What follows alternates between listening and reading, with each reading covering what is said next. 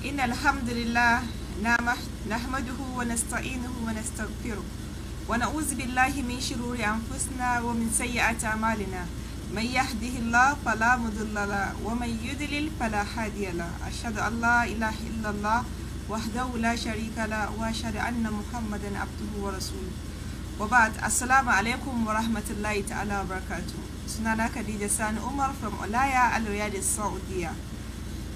Ina son mana dan tunatarwa game da rashin lafiyan da ake yi da kuma wannan cututtukan da ke addaban mutane na typhoid da malaria, wanda a yanzu haka shi yake addaban yan uwa musulmai da kuma wanda ba musulmai ba a Najeriya.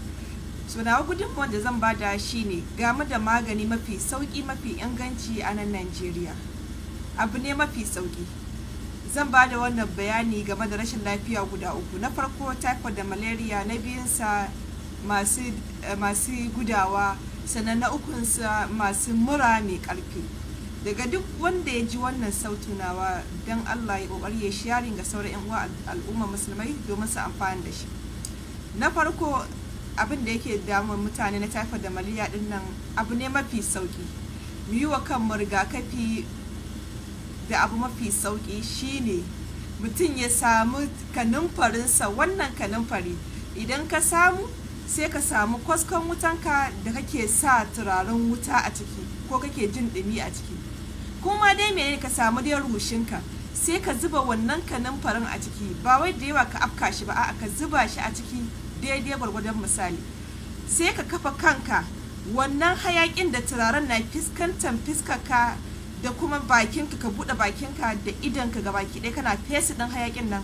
In za ka yi numfashi, sai ka kau da kanka gefe ka yi numfashi, ka fidda numfashi, sai ka buɗe bakinka da idonka ga baki ɗaya na hayakin na bugunsa, sai ka ƙara kau da kanka ka yi numfashi. Ba a son ka yi numfashi a cikin hayakin, domin shi fidda numfashi kamar kana fidda cuta ne, kamar atishawa ne kana fidda cuta ne. Sai ka kau da kanka haka. Da izinin Allah idan kai haka so uku, za ka ji yadda jikinka zai canza.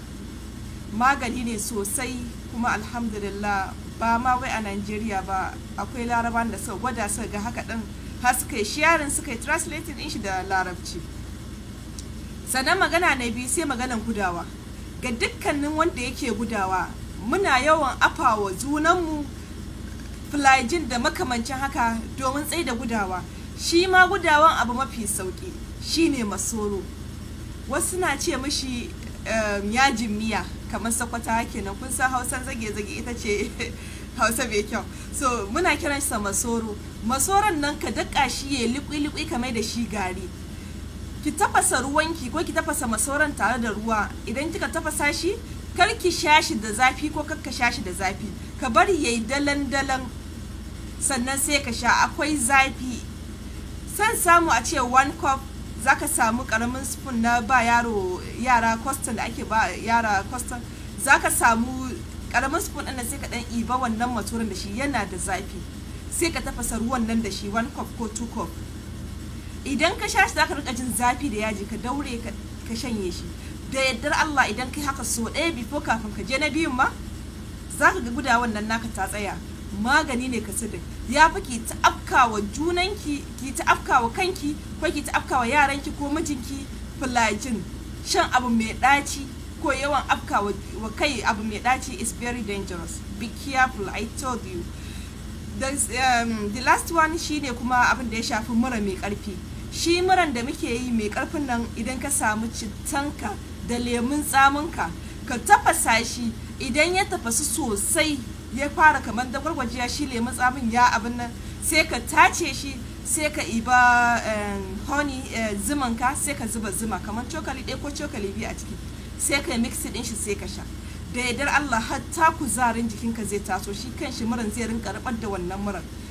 Mu kiyaye abubuwan mai sanyi, domin abu mai sanyi yana kawo mana illa, musamman mu mata da kuma yara ƙanana, ga ciwon haƙori ga waye-waye matsala ne.